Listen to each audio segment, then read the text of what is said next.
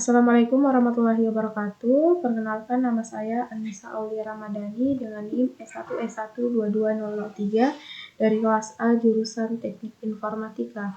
Pada video ini, video keempat mengenai Django. Di sini akan membahas mengenai Django sintaks.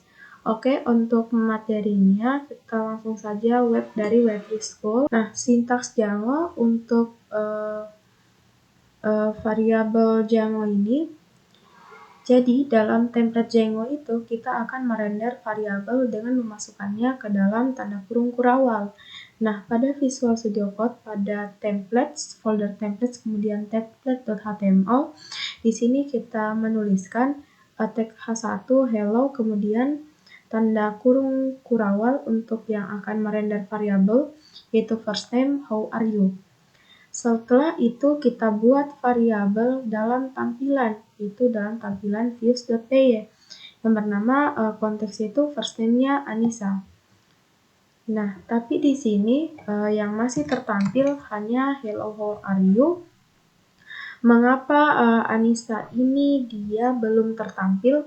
Karena pada template.html ini first name Anissa itu belum dia terpanggil. Nah, selanjutnya kita akan buat variabel di template. Nah, sekarang jadi kita itu juga dapat membuat variabel langsung di template dengan menggunakan tag tanda kurung kurawal persen kemudian with tag template. Ada juga tanda kurung kurawal tanda persen kemudian and with untuk tag penutupnya. Nah, di sini pada template.html kita tambahkan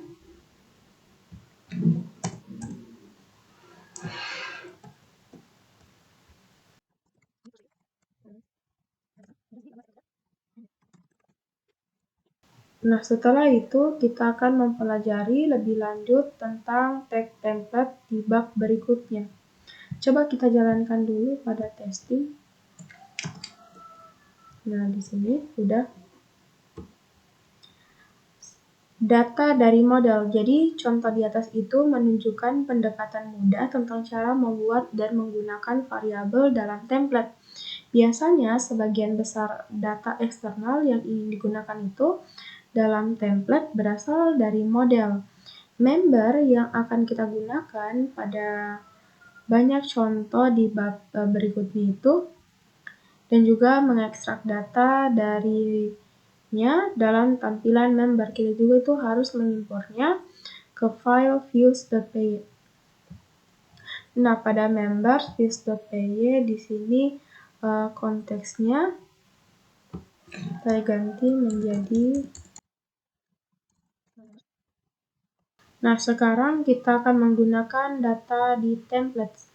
Kemudian sekarang template.html di sini kita ganti menjadi kita menambahkan tag baru.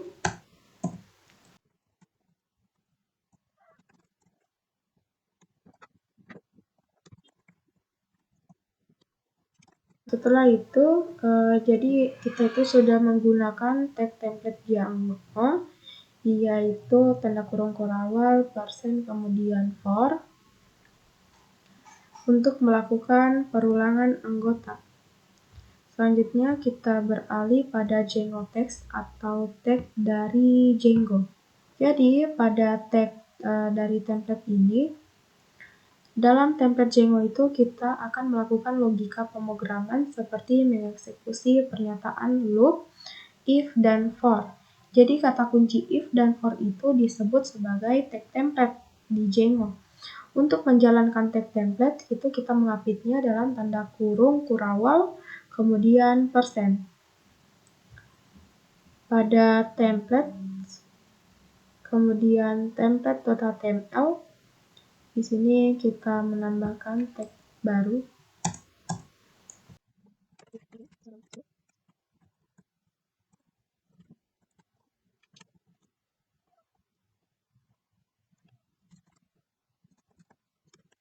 Nah, setelah sudah, kita beralih lagi pada kode dari Django.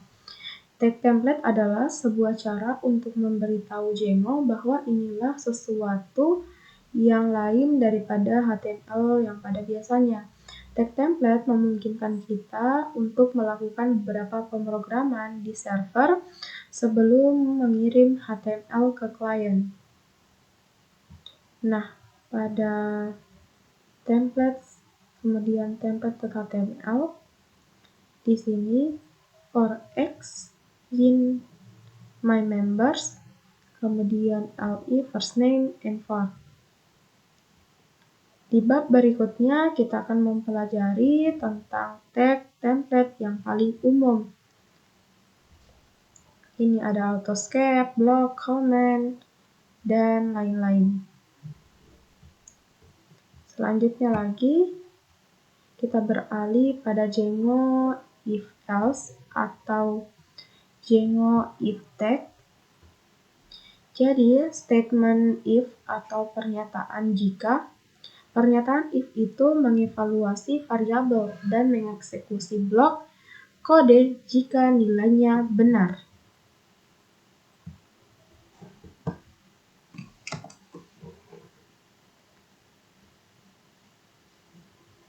Jadi, contohnya pernyataan if itu kita sudah buatkan di sini yang ini. If greeting sama dengan 1, berarti yang akan tampil itu adalah hello. Kemudian, elif itu mengatakan jika kondisi sebelumnya itu tidak benar, maka dia akan mengeksekusi pernyataan yang kedua, yaitu by.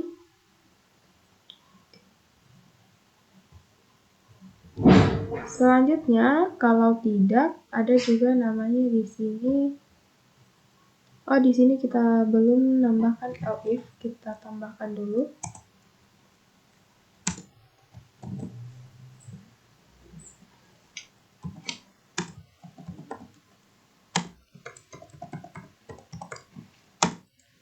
If greeting sama dengan 2,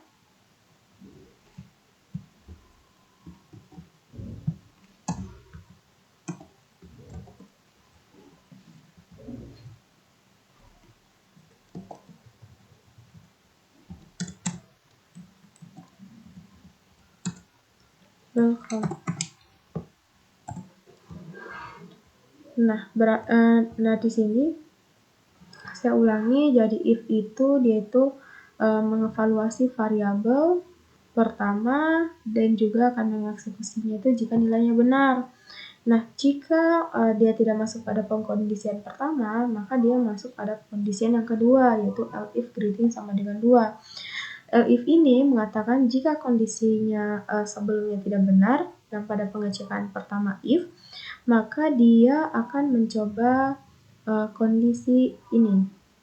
Selanjutnya, kalau tidak juga benar, maka dia akan mencoba yang ketiga, yaitu else, menangkap apapun yang tidak tertangkap oleh kondisi sebelumnya.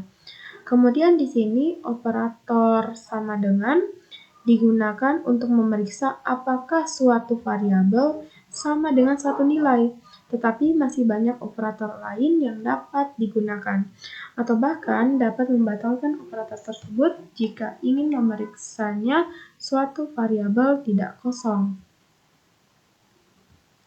Contohnya ini adalah sama dengan.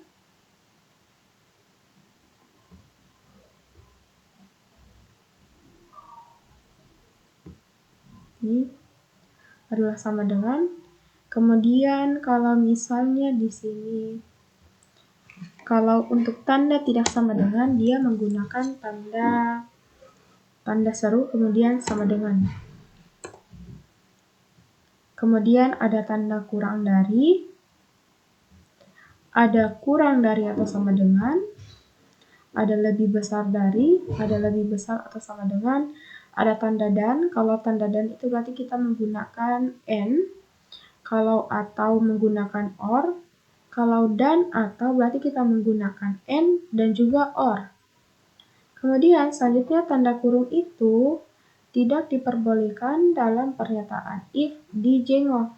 Jadi ketika kita ingin menggabungkan and dan juga or operator, penting untuk mengetahui hal itu tanda kurung ditambahkan untuk and tetapi tidak untuk or. Jadi contohnya di sini, kalau yang misalnya if greeting one and day sama dengan Friday, itu yang and dia kita bisa pakaikan tanda kurung di sini. Nah, kalau or dia tidak perlu dipakaikan tanda kurung untuk pada Django. Kemudian ada lagi yang namanya di dalam. Kalau di dalam itu untuk memeriksa apakah ada item tertentu dalam suatu objek dia menggunakan in. Kalau tidak masuk berarti kebalikannya, berarti not in. Kemudian untuk memeriksa apakah dua objek itu sama, kita ini dapat menggunakan operator sama dengan dua kali. Misalnya dalam tampilan ini kita ingin memiliki dua objek X dan Y dengan nilai yang sama. Jadi kedua X dan Y itu mempunyai nilai yang sama, namun apakah benda tersebut itu sama, maka dia menggunakan is. Apakah X sama dengan Y? Seperti itu pernyataannya. If X is Y, apakah X sama dengan Y? Kemudian ada juga operator sama dengan, bisa juga digunakan.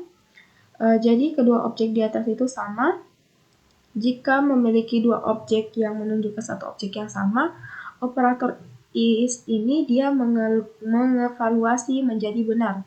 Jadi kita akan mendemonstrasikannya dengan menggunakan tag tanda persen with sama dengan yang memungkinkan kita membuat variabel di template. Jadi di sini. Kemudian untuk tanda tidak, untuk memeriksa apakah dua objek tidak sama, dia if X is not. Jadi kalau sama tadi bisa menggunakan is, kalau tidak sama dia is not. Django for loops atau Django untuk tag. Untuk loop di sini, perulangan for digunakan untuk mengulangi suatu urutan seperti mengulang item dalam suatu array, daftar, atau kamus. Contoh mengulangi item dalam daftar, di sini kita itu menggunakan for X in fruits. Jadi, dia itu memeriksa setelah kita sudah definisikan tadi fruits pada templates, dia akan mengulang apple, banana, cherry, seperti itu. Nah, untuk mengulangi daftar dari kamus, kita juga bisa menggunakan seperti ini. For X, misalnya brandnya apa, modelnya apa, tahunnya berapa. Nah, ini adalah data dari model.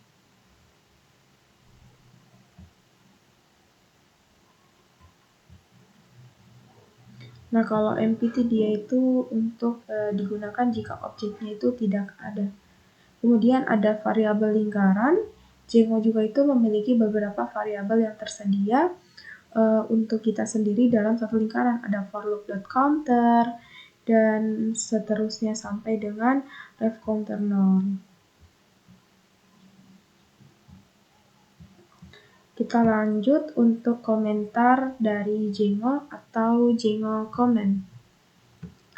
Nah, untuk Django comment ini, dia komentar itu memungkinkan kita untuk memiliki bagian kode yang harus diabaikan. Contohnya, misalnya kita buat di sini dulu ya.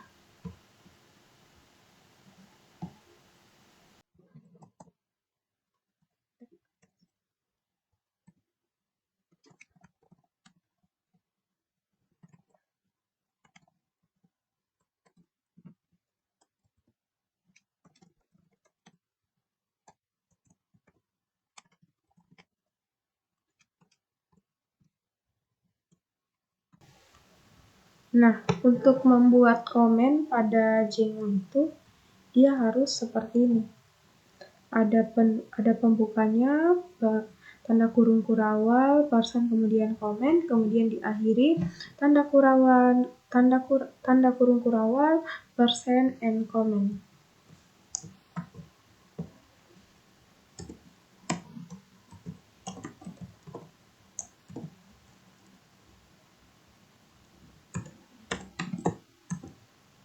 Nah, di sini ini adalah komennya, misalnya Anissa Aulia Ramadan.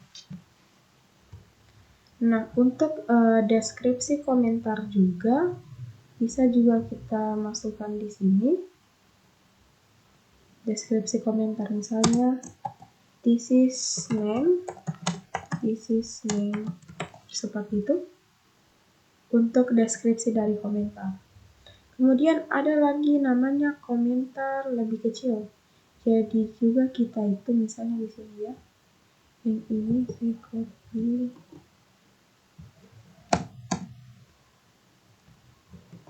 Nah, di sini misalnya kita mau buat komennya kan.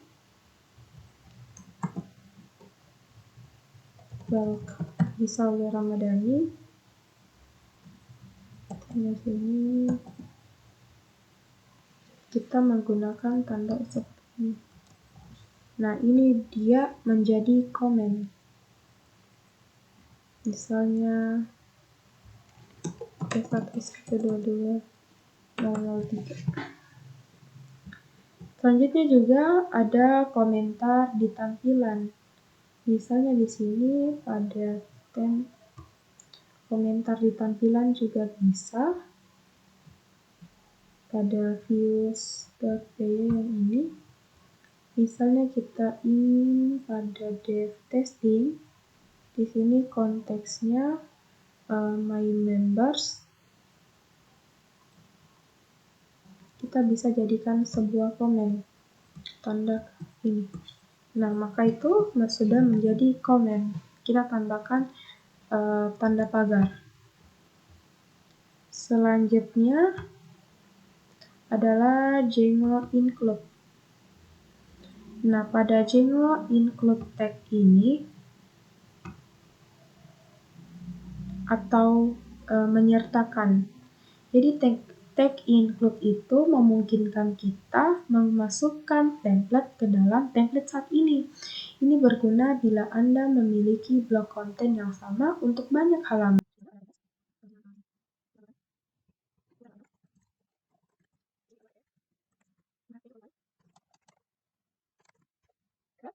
Baik, di sini kita sudah mengisikan footer.html.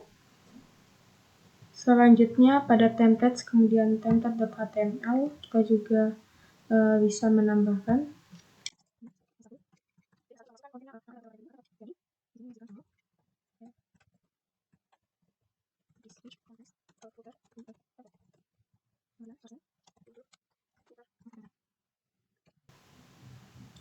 Nah, ini contohnya penggunaan include.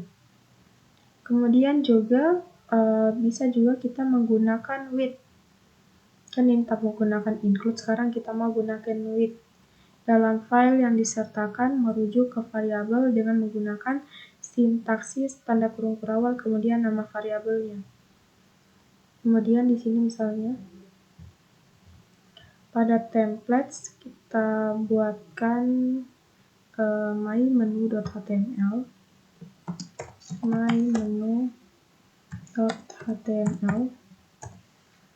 Kemudian pada templates, kemudian template.html. Di sini kita bisa menggunakan di sini kita isi dulu my menu.html.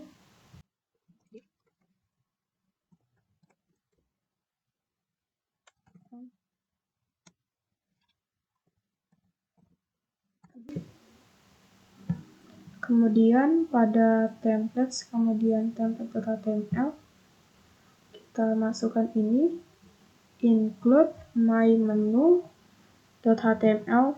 with. Di sini include footer.html, yang kita tambahkan with me sama dengan Anissa. Ini contoh penggunaannya. Baik, itulah penjelasan mengenai sintaks dari Django. Lebih dan kurangnya mohon dimaafkan. Saya akhiri dengan ucapan wassalamualaikum warahmatullahi wabarakatuh.